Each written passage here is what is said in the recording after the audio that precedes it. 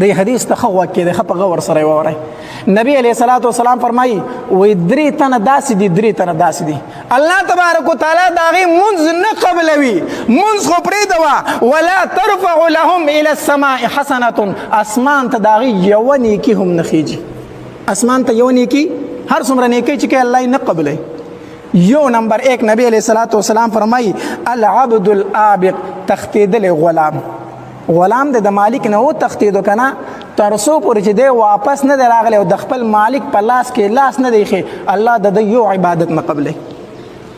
دویم نبی علیہ الصلوۃ والسلام فرمایي والمرأة الساخط عليها زوجها دویم هغه ښځه چې د هغې نه خاوند خفوي د کمې ښځې نه چې خاوند خفوي نبی علیہ الصلوۃ والسلام فرمایي وایي نه مونځ قبلېږي او نه بل یو عبادت قبلېږي تر دې پورې ترسو پورې چې خپل خاوند دې ښځې رضا کړی نه دی ترسو پورې چې خپل خاوند رضا کړی نه دی تر هغې پورې د دې یو عبادت هم نه قبلېږي. او حدیث مبارک کې راځي نبی علیہ الصلوۃ والسلام فرمایي وایي د کمې ښځې نه چې خاوند خفوي په دې باندې د الله لعنت ورېږي تر هغې پورې ترسو پورې چې دې خپل خاوند رضا کړی نه وي. زمونږ پښتو معاشره کې دا شی ډېر دی که نه ښځې به لاړې شي د پلار کره به خفه کښېني خپه به کېني او چې خپه کېني نو تاسو ته پته ده څه چل شروع کړي یو کړس بیا موږ ته د ټلیفون راکړی کومه وظیفه وکم کومه وظیفه وکم او د تسپو نه به کړس وباسي او مصله به یې ځان ته خاوند به یې خپه یې د بدل کې د مصلې نه پاسي نه دا عبادت یې قبلېږي نه نه لومبې لاړ شي خاوند دې رضا کا د کمې ښځې نه چې خاوند خفوي حدیث مبارک کې راځي نبی علیہ الصلوۃ والسلام فرمایي وایي د کمې ښځې نه چې خاوند خفه شي په دې باندې په اسمان کې فرشتې لعنت وایي الله تبارک وتعالى في لعنت وایي والناس اجمعین او تمام خلق في لعنت وایي د کمې ښځې نه چې خاوند خفوي او چې د کمې ښځې نه خاوند رضا دی د کمې ښځې نه خاوند رضا دی نبی علیہ الصلوۃ والسلام فرمایي وایي د دې ښځې دپاره په اوبو کې میان په سړو کې میږیان په هوا کې مارغان او په اسمان کې فرشتې د دغې ښځې دپاره د مغفرت دعاګانې غواړي د کمې ښځې نه چې څوک رضا وي خاوند رضا وي. او حدیث مبارک کې راځي وایي کومه ښځه چې مړه شوه او خاوند ترې نه رضا و الله تبارک وتعالی ورته فرمایي زه جنت ته داخله شه زه جنت ته داخله شه. حدیث مبارک کې راځي که نه أيما امرأة إذا صلت خمسها وصامت شعرها وأطاعت بعلها وحفظت فرجها فلتدخل من أي أبواب الجنة شاءت أو كما قال عليه الصلاة والسلام. نبي عليه الصلاة والسلام فرمایي وایي کمې ښځې چې دا څلور کاره کول څو کاره اذا صلت خمسها پنځه وخته مونځ کو کمې ښځې پنځه وخته مونځ کو وصامت شهرها او د رمضان المبارک روجې نیوي او واطاعت بعلها د خپل خاوند تابعدار وا وحفظت فرجها او د خپل شرمګاه حفاظت کو. نبی علیہ الصلوۃ والسلام فرمایي دا څلور خبرې چې په کومې ښځې کې موجود دي څو خبرې د مونځ پابندي د رمضان مبارک د روزو پابندي د خاوند تابعداري او بل د خپل شرمګاه حفاظت دا څلور خبرې چې په کومې ښځې کې موجود وي نبی علیہ الصلوۃ والسلام فرمایي چې کله دا مړه شي که نه الله تبارک وتعالی به ورته فرمایي فلتدخلي من ای ابواب الجنة شاءت د جنت په دروازو کې چې د کومه دروازه خوښه ده په هغې دننه شه. یوه خاصه دروازه نه چې ته به د روژهدارو لپاره ځان له دروازه ده که نه د هر چا لپاره ذاکرینو لپاره ځان له دروازه ده که نه یوه دروازه ده خو چې کومې ښځه کې دا څلور خبرې موجودې دي ته ټولې دروازې اته واړه دروازې د جنت کولو دي چې په کومه ستا خوښی په هغې باندې ځه. دا کومه ښځه یو پکې هغه چې د کومې ښځې نه څه رضا وي خاوند رضا وي او په دې کې ما وي مې کومه ښځه چې د رمضان مبارک روجې نیسي څه شی فرض روجې دي نفلي روجه چې ښځه نیسي او خاوند په کور دی مسافر نه دی نو که خاوند دی روجه ونی او خاوند یې پې خفه او روجه به ماتوي او چې کله نفلي روجه نیسي خاوند ته به وایي ستا اجازت شته چې زه روجه ونیسم کو خاوند اجازت وکړو روجه دې ونیسي کو خاوند اجازت ونه کړو نفلي روجې به هسې نیسي الټه ورته ګناه میلاویږي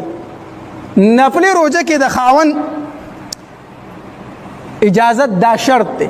او دا یاد وساتئ د ښځې نه به د قیامت په ورځ د ټول نه لومبې تپوس د خاوند کېږي حدیث مبارک کې راځي اول ما تسأل عنه المرأة يوم القيامه عن صلاتها وعن بعلها د خزینه د قیامت په ورځ لومبه په حقوق الله کې چې تاسو کېږي د منځ بکېږي او په حقوق العباد کې چې تمنو د خاون متعلق بکېږي. یو خزراله نبی علیہ الصلوۃ والسلام ته فرمای وای د الله پاک پیغمبر په ما باندې د خاون څه حق شته دی؟ په ما باندې د خاون څه حق دی؟ نبی علیہ الصلوۃ والسلام فرمایل فإنه جنتک و نارک، دا خاون ستا جنت هم دی او جهنم دی هم دی. خاون د ناراضه جنت ته بځي، خاون د خفو جهنم ته بځي، جهنم ته بځي. نو یاد اوساته خزا او حدیث مبارک کې راځي یاد اوساته الله کما به مړه لمبه یادو منو، کما به د خپل معاشري خرابي یادو منو. زمون غمونو لراشه، غمونو لراشه خو لوی مصیبت راخ کړي د غمونو نه. چرته مړه وشي په لوري لري ځای کې، په لوري لري ځای کې د خو د ډلې بچلېږي.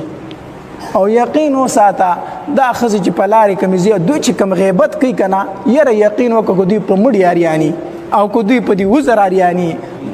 د خزو عذر لتلو غم لتلو دا په شریعت کې حرام دي، جایز نه دي.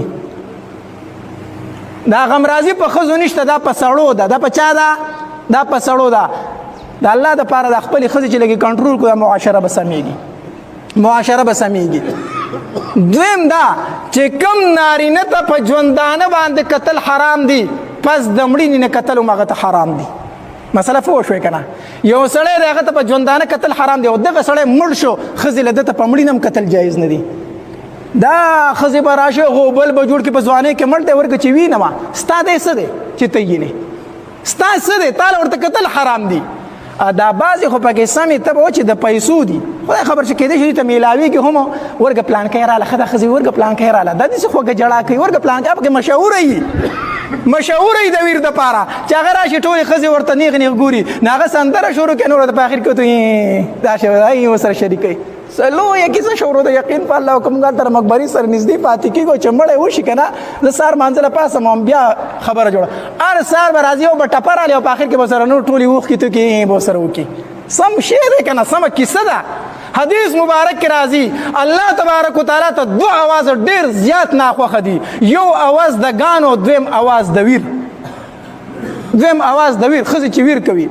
بله خبره دا ښځې چې د عذرونه لځي که نه د دوی پړونه ټول عمر میخ ته داسې ښکاره پروت دي یا د دروازې باندې باید داسې اچولې ځکه دا خو بیا منډه وي که نه صندوق ته د دې پړونه دي څوک یې وي تاسو ته چا چې دا صندوق ته وایي چا چې دا پیټک د دې پړونه به میخ ته ښکاره پروت یا به په ور پروت دي چې دا اعلان اوري چې خلک خبرې کوي چې دا تل یې ګورئ. کومه ښځه چې د خاوند د اجازت نه بغیر وتله په دې باندې د الله لعنت ورېږي تر هغې پورې تر څو چې دې کور ته واپس نه راغلي. دا دی چې عذرونه لځي چا نه تپوس کوي الله دا جنکۍ خو پرېږده دا کمې چې لږ سپین سرې شي که نه زه بوډۍ یم په دې کې اجازت ته څه ضرورت دی. دا خو به ګاړو بیا ځان حسابوي نه بوډۍ نه کو په خړپوسو ځای نه هم به د خاوند نه تپوس کوي.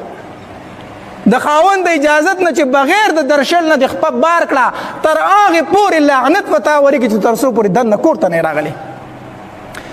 او زمون خو بیا دغه شی دی صرف په دې ښاریو کې خاوند چې نوکرۍ له وځي که نه نو دا ښځه په انتظار چې تر څو به دې وځي چې دې وځي نو هغه هم درشي د کوره وځي بیا ټایم ته ګوري زما خاوند به پلانکي ټایم ته راځي د هغې طرفه چې راځي چې ته چولي غونتی راغسي چې راشي کارېږي راته صرف نه چې دې کور ته راشي چولي وله راوړي هغه ورته کېږدي زه خبره خلاصه شي ښځه په یو ځي او سړی په بله ځي. یاد وساته کومه ښځه چې او دا ښځې چې غم لځي نو هم به ځان تیاروي ښځې چې غم لځي نو هم به څه کوي ځان به تیاروي. حدیث مبارک کې راځي کتونکي هم لعنتي دی او چاته چې قتل شي دا هم لعنتي ده. دا کومه ښځه چې ځان سنبال کي په لاره باندې تېرېږي کتونکي هم لعنتیان دي د الله د طرفه پرې لعنت راورېږي او کومې ښځې ته چې قتل شي په دې باندې هم د الله د طرفه څه راورېږي لعنت ورېږي. او بیا چې کومه ښځه د کوره وځي او خوشبويي ولګوي نبي علیه الصلاة والسلام فرمایي هي کذا و کذا یعنې الزانیه دا خو داسې ده یعنې زیناکاره ده. کومه ښځه چې خوشبويي ولګوي دا د ډېره پاک دامنه ښځه دا د ډېره پاکه ښځه خو چې دا د پردو نارینهو په مخ کې لاړه په نارینهو خوشبويي ولګېده نبي علیه السلام یې بدکاره یې بدکاره تا خپله خوشبويي پردو سړو ته وه. نو یو په دې غمونو باندې څه راولو لګو کنټرول راولو کنټرول.